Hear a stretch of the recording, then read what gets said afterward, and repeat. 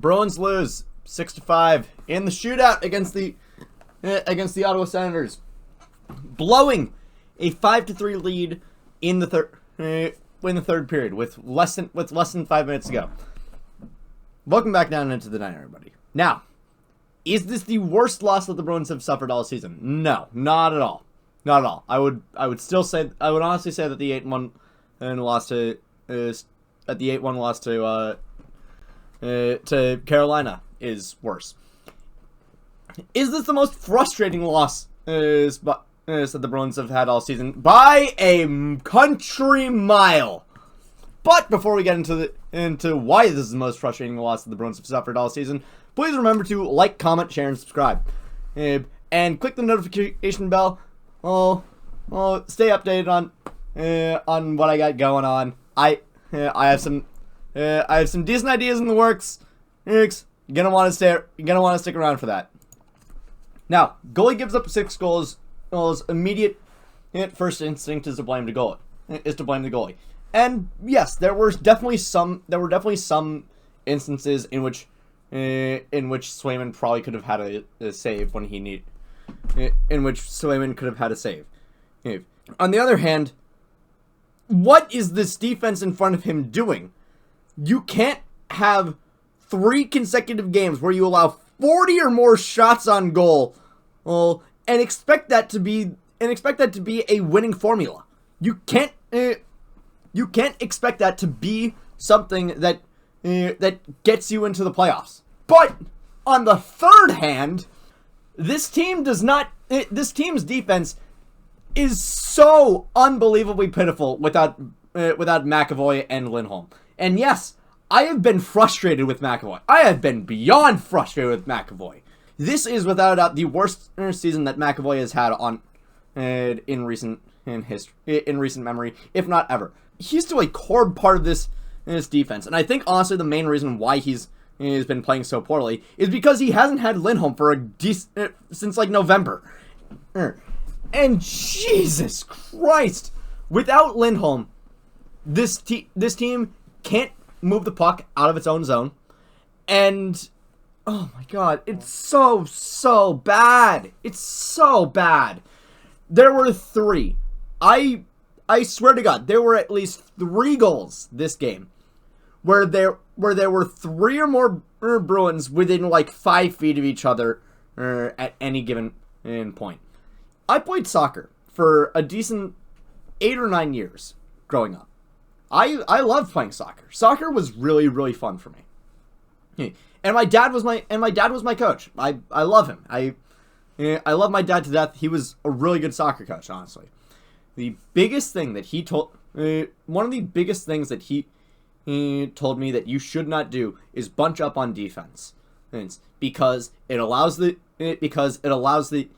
offense more space, more opportunities to get the ball in front of the net, and as a result, better opportunities to score.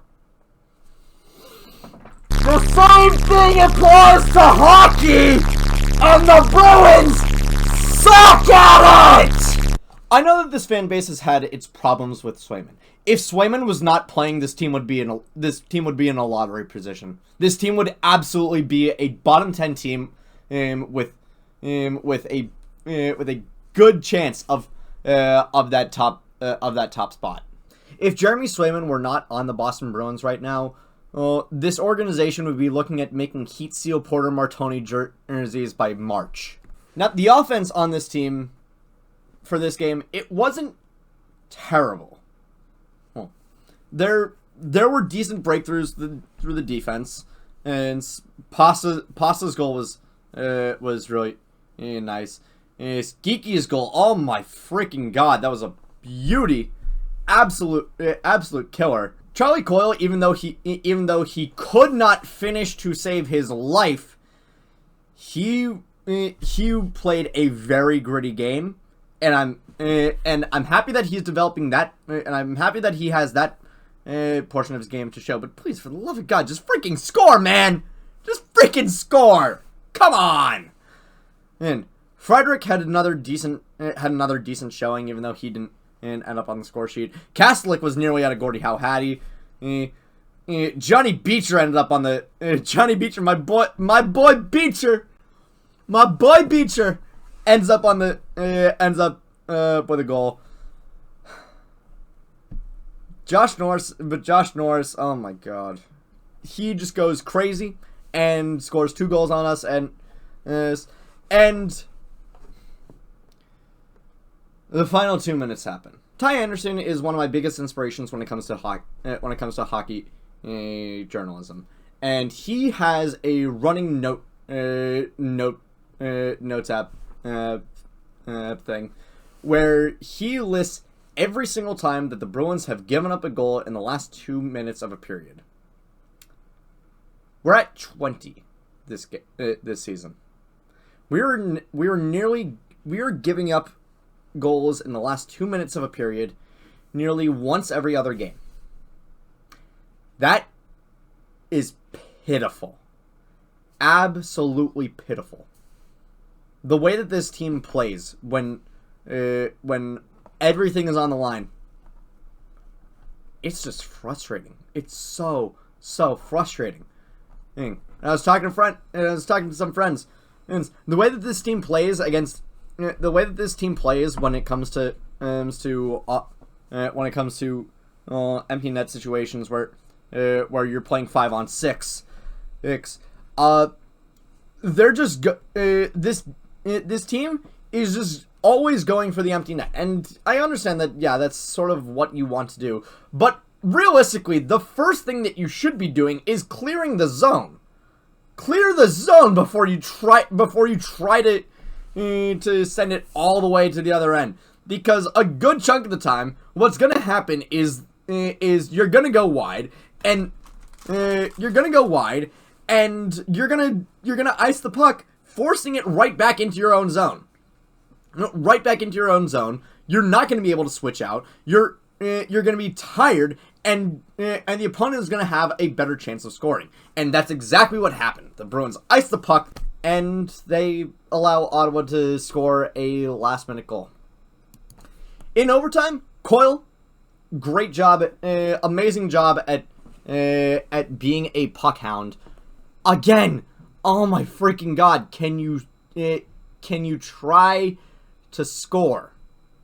And one of the biggest frustrations for me, Sacco. I did not expect Joe Sacco to get horribly outcoached in this game.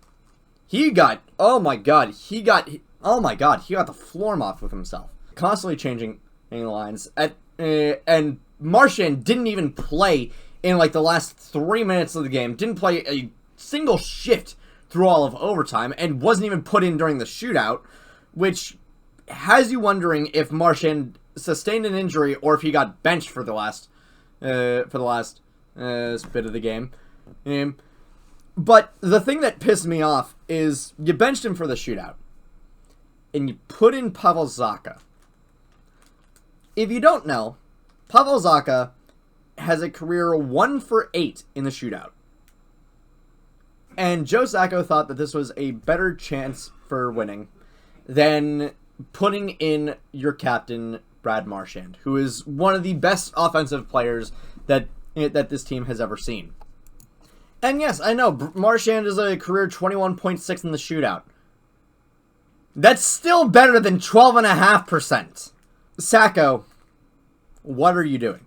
What are you doing? This team is not equipped to play a team that is hungrier than them.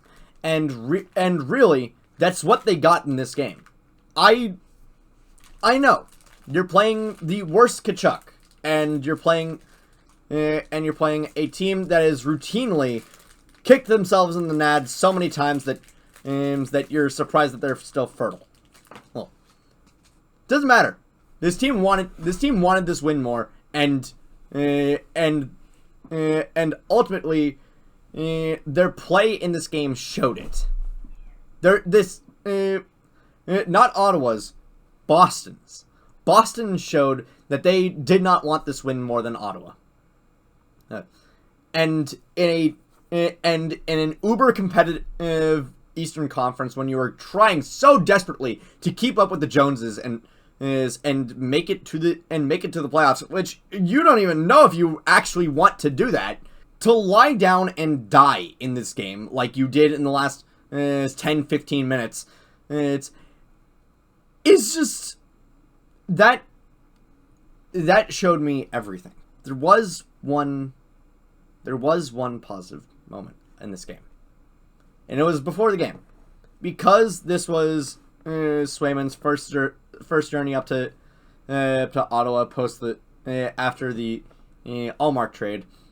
Ullmark and his family. Ullmark was hurt. Ullmark was hurt this game, so he was sitting ringside with his family. They made signs for him, saying, "Hey, Uncle Sway, we miss you." And Swayman came over, gave Ullmark's kid a puck, and gave him a hug. And honestly, that sort of camaraderie, even after Ullmark is no longer on this team, it's what I love about these players, and the love and compassion that the Swayman and Ullmark family have for each other so clearly. It makes me happy. Now, you got a game against the Sharks on Monday. Matinee.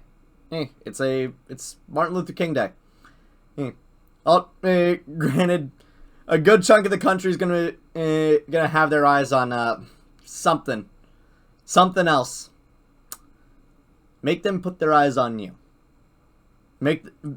Give us something worth watching, because granted, you did turn a pretty blasé Saturday game into must-watch television, and then you turn it into must-watch television, and to watch you get your ass kicked. Kick some ass on Monday.